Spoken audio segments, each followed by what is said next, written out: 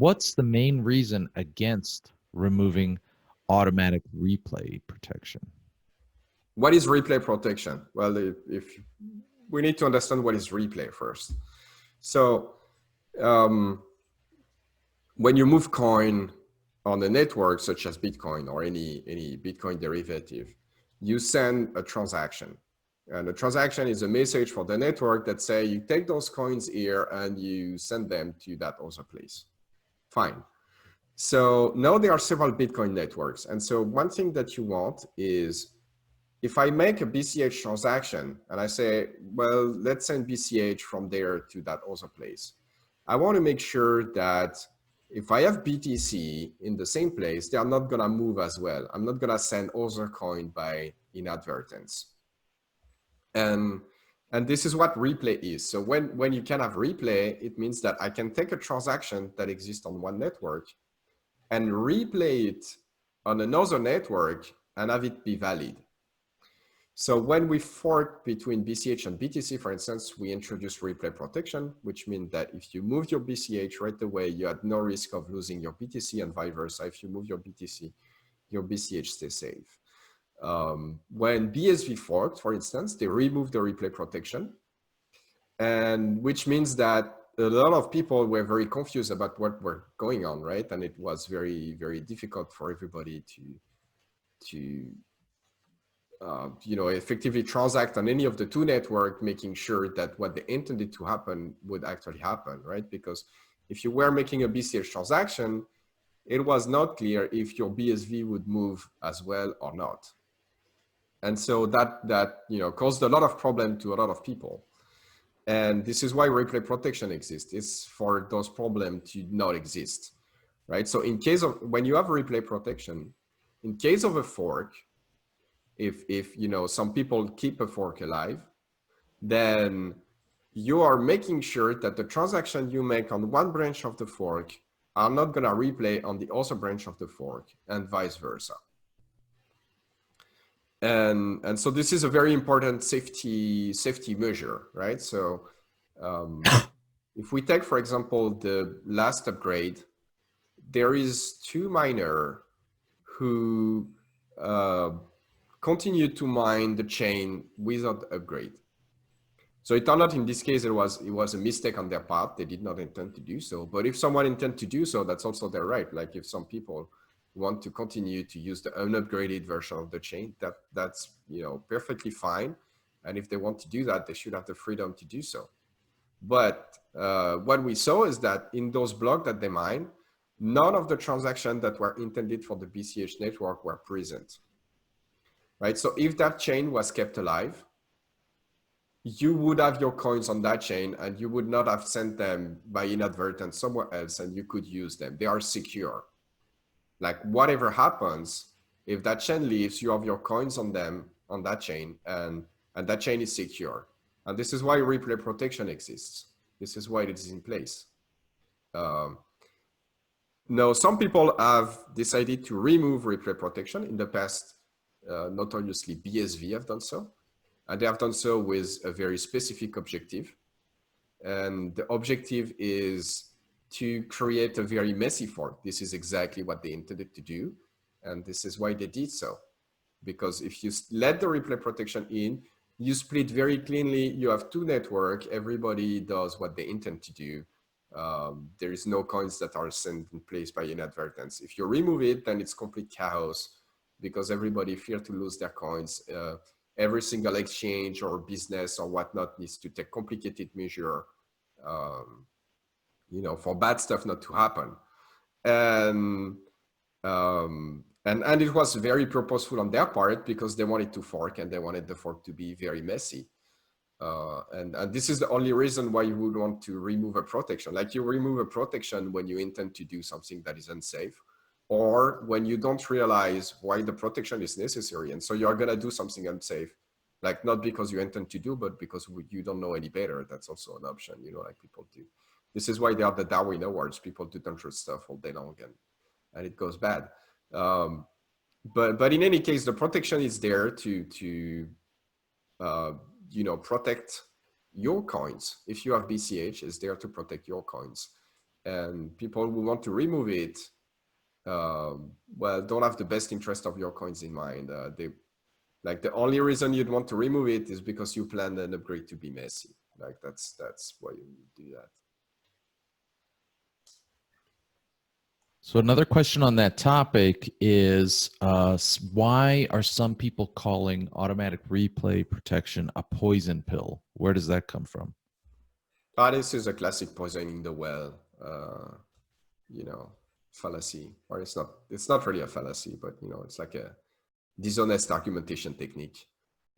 You just, you know, like poison pill sounds very bad, right? So it must be bad. And why would those guys want everybody to be poisoned? Well, there's no poison. It's just a safety measure to keep your coin safe in case of a split. That's what it is. And you really want that. I mean, you really want that, unless you want to lose your coins during a split.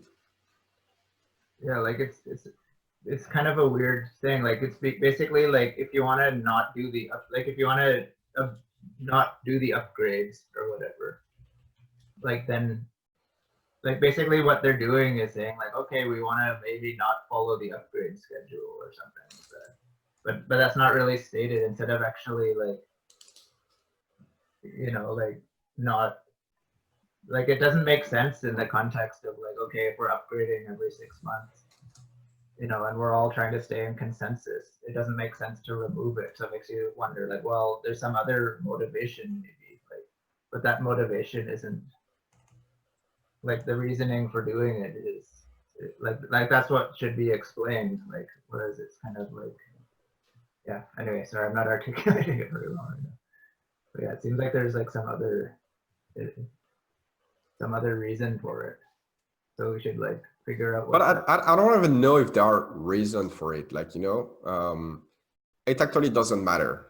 When people do stuff, the result are the same regardless of the reason, right? Like, you know, if I climb on.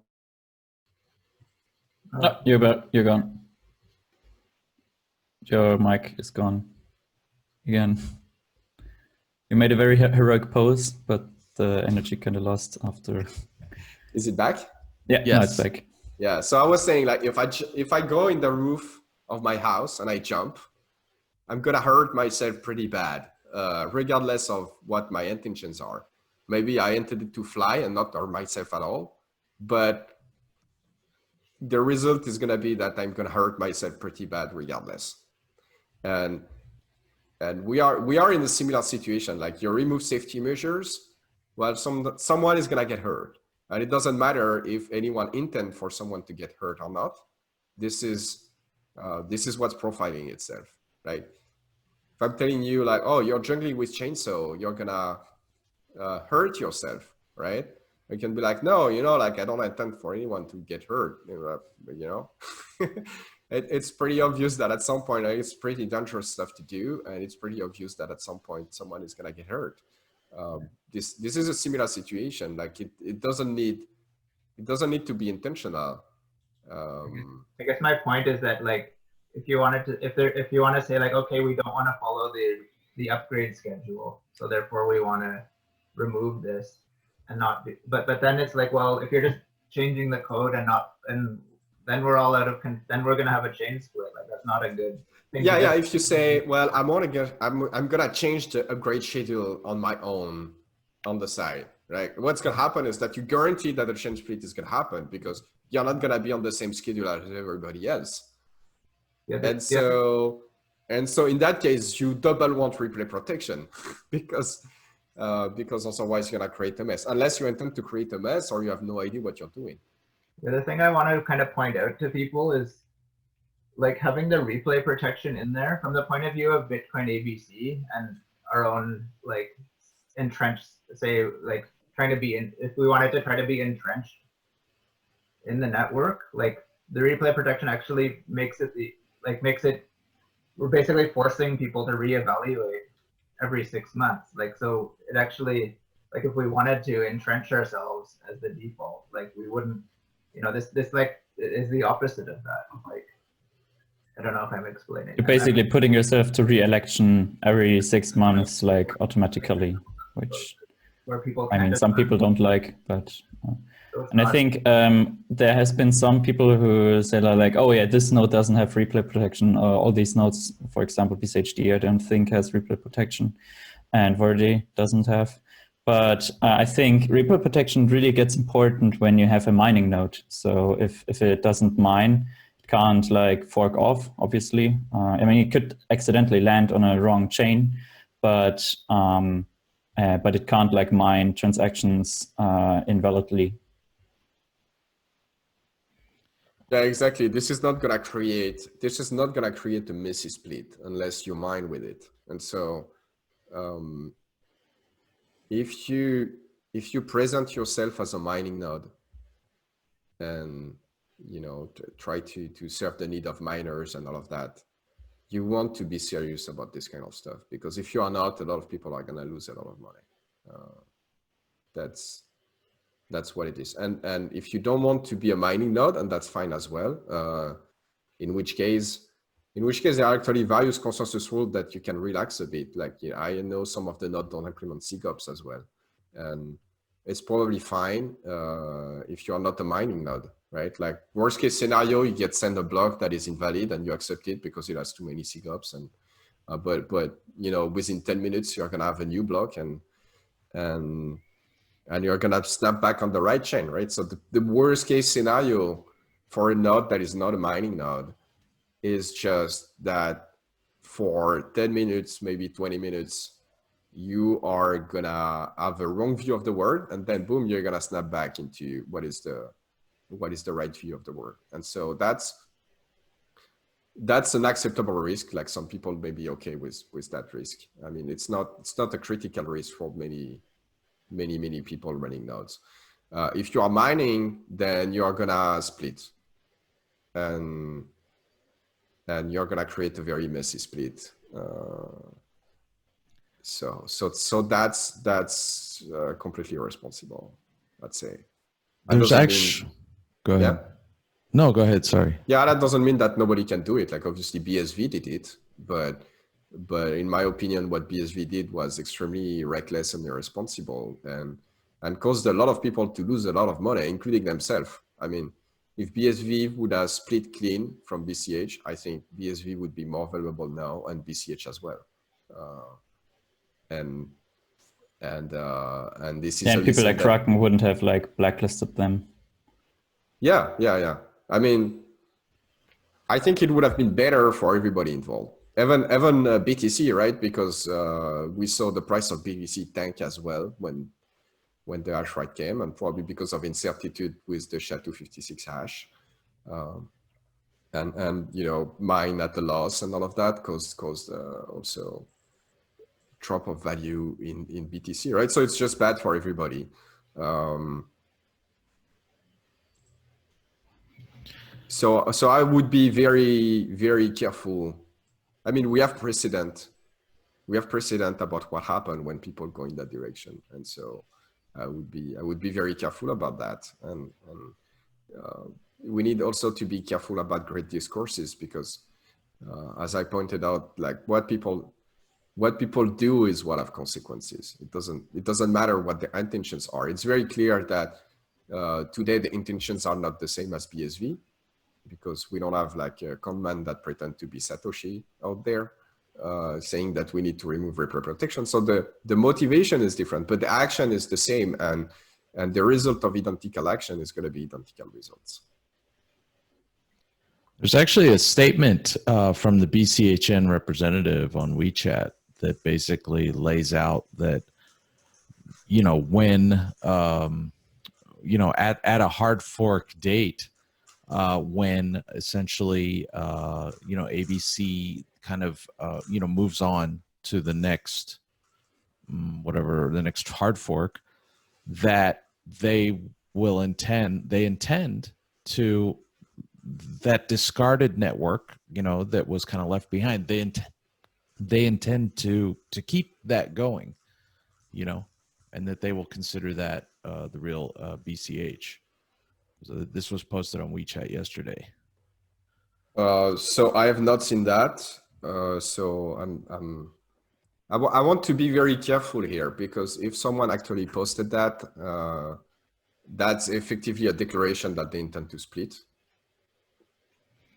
And so I would like to double check that before, saying anything about that. That's pretty important. But if that's accurate, then everybody needs to be aware that effectively they intend to split, and they tend to split in a very messy way. And this is why replay protection was removed. And I think,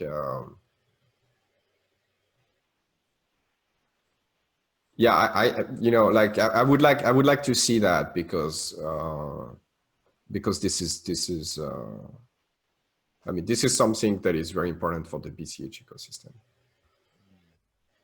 Yeah, I just sent you the screenshot. So we have a question from Kieran. He said he would like an explanation on how replay protection works if some of the other nodes don't implement it. Yes. So there are various operations that you do when you sign a transaction. And the way replay protection works is that it tweaks some of the parameters that are used to compute the signature. So effectively, the signature ends up being different on different networks. And so one transaction that is signed for one network becomes invalid on another network, because the signature would have to be slightly different. And so you have to re-sign. If you want to do the same transaction in two networks, you need to re-sign the transaction on the other network. And so that's basically how it works. So what happens is that we know what is the schedule for upgrade in BCH. And the next upgrade is November 15, we know that. And so the current version of the software that are released are set to automatically activate a replay protection on November 15.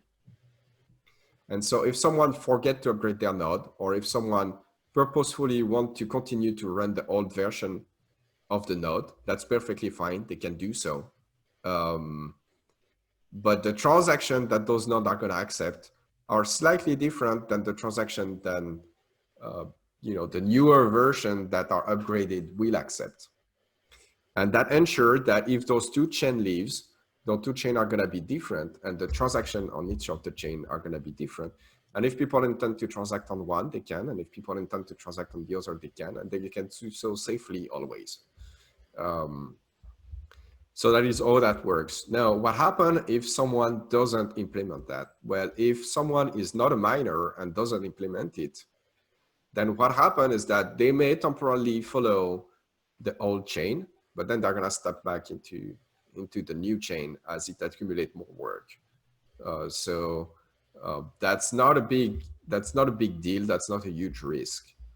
But if someone is a mining node and doesn't implement it, then now if they don't upgrade, or if they continue to run the old version, on purpose, because they prefer the old version of BCH than the upgraded version, that's fine as well. If they want to do that with a node that doesn't have replay protection, that means that the transactions that are valid on one network are going to be valid on the other network. And it's going to be very difficult for user to make sure that they send coins on one network, on the other network, or on both. It's going to be very, very difficult. And it's going to cause a lot of people to lose a lot of coins. So that's a net negative. That's a net negative unless what you intend is create a very messy fork.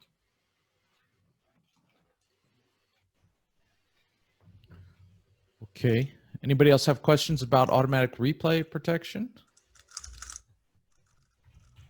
So I think it also ties into ahead. the 6-month schedule of upgrading, which some people disagree with. I think they think it's a bit too fast. But yeah, I think 6 months sounds like a good schedule, like a good pace to get incremental small changes and test them quickly. I mean, we saw in the last upgrade that there have been issues. So if those steps would be bigger, then the changes could be also like worse. It could also be the reverse, that if you upgrade frequently, you make more errors.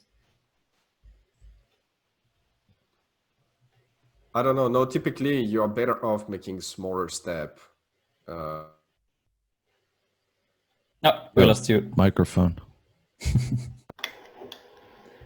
Yeah, you making smaller step more often because you get better feedback from what you're doing. You also don't have this giant package that's gonna all activate at once that contains a bunch of unrelated stuff and you know, that may have interaction that you don't foresee, right? So the risk is much smaller.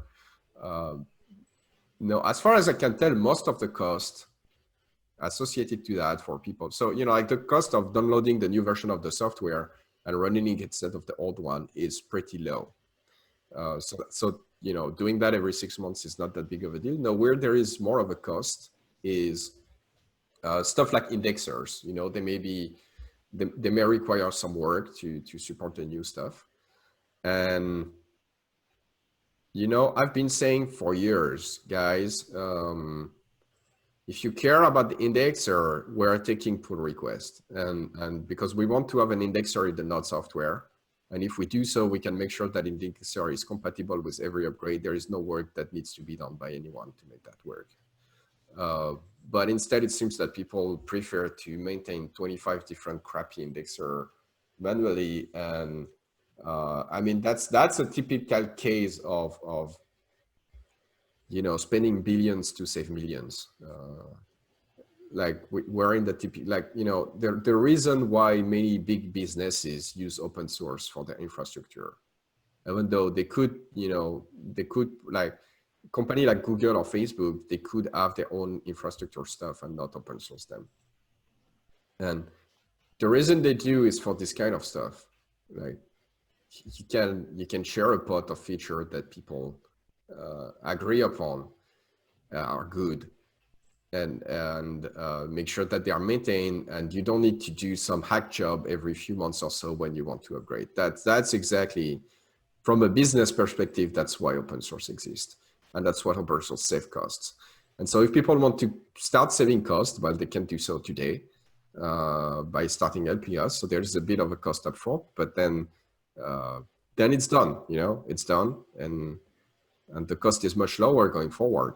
The cost of maintenance reduced tremendously, especially since now every single company is doing the maintenance independently of those indexers.